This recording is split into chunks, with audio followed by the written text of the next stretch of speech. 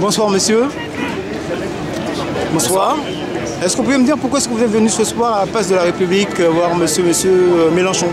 C'est avant tout par conviction, parce que je suis militant depuis très longtemps et que je pense qu'il porte un discours qui doit être porté absolument au pouvoir actuellement, dans la misère sociale, dans le manque de souveraineté qu'a tous les citoyens actuellement.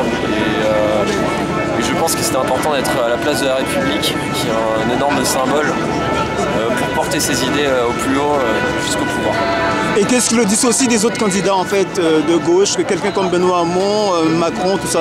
C'est cette cohérence en fait dans cette pensée, c'est-à-dire que c'est un programme, pas l'Humain d'abord, l'Avenir en commun, qui a une cohérence, tout s'imbrique dans ce programme en fait.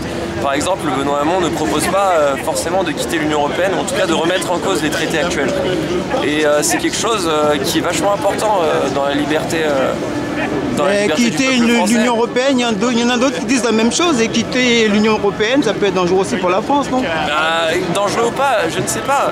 Quand on a une politique humaniste et qu'on veut la porter, quand on veut augmenter le budget de l'État, quand on veut faire un plan de relance et que la Commission européenne nous l'interdit, dans ce cas précis, il faut être cohérent.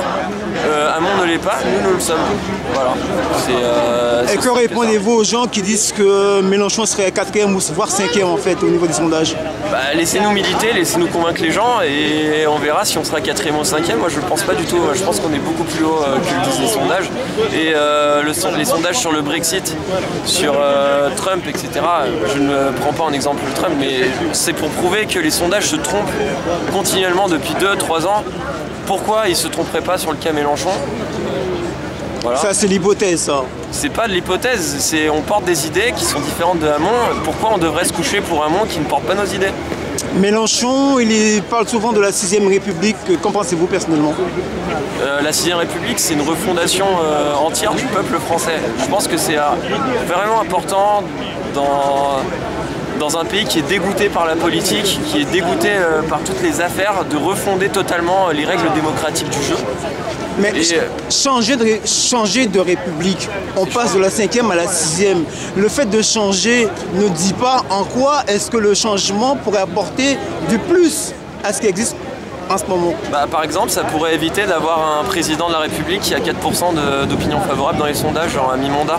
Ça pourrait, par exemple, inclure le référendum révocatoire qui permettrait de virer nos élus. Ça permettrait d'éviter le 49.3 et de permettre qu'une loi comme la loi travail ne puisse jamais passer, puisque la loi travail était majoritairement rejetée par les Français. Et elle est quand même passée. Et avec un référendum d'initiative populaire, eh bien, on pourrait éviter justement ce genre de choses. Beaucoup de candidats jusqu'à présent ont tenu des programmes, ont dit des choses, ont fait des promesses qui n'ont pas tenu.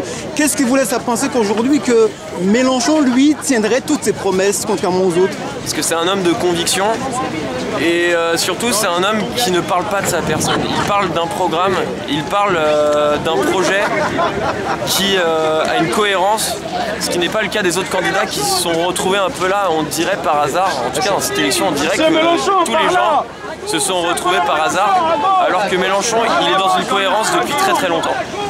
Dernière question, j'ai ressenti beaucoup d'humanité à travers tout son discours. Est-ce que c'est un sentiment partagé de votre part et pourquoi? C'est un sentiment partagé évidemment quand tu vois toute la misère sociale, quand tu te balades ne serait-ce que dans les rues de Paris et que tu vois des gens qui dorment dans la rue, dans un pays aussi riche qui a 2000 milliards de PIB, comment est-ce possible que des gens ne puissent pas se loger, ne puissent pas se nourrir, soient exploités, se fassent virer de leurs usines, etc. C'est inadmissible dans un pays aussi riche que la France et c'est pour ça que je pense qu'on peut porter une autre voie, nous la France, pour nous mais aussi pour les autres pays, notamment pour les pays africains et leur donner la liberté, notamment par exemple de pouvoir s'autodéterminer enfin sans la présidentialité française par exemple. Je vous remercie entièrement monsieur. Bon après-midi à vous. Au revoir. Au revoir.